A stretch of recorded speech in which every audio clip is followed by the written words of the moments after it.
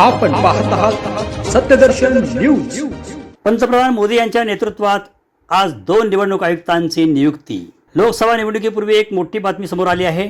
पंतप्रधान नरेंद्र मोदी यांच्या नेतृत्वाखालील 3 सदस्यीय समितीकडून आज 2 निवडणूक आयुक्तांची नियुक्ती करण्यात आली आहे।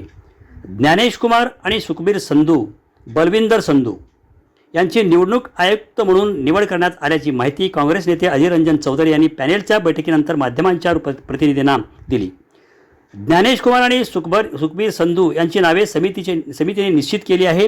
आता ही नावे राष्ट्रपतीकडे जातील, त्यानंतर राष्ट्रपती या नावावर अंतिम शिक्कामोर्तब होणार असल्याचे अधीर रंजन चौधरी यांनी म्हटले। केरळमधील ज्ञानेश कुमार आहेत, तर सुखबीर संधू हे पंजाबमधील आहेत। सुखविंदर संधू हे उत्तराखंडचे मुख्य सचिव आणि NHAIचे चेअरमन राहिले आहेत। ज्ञानेश कुमार 1988 बॅचचे केरळचे IAS अधिकारी आहेत।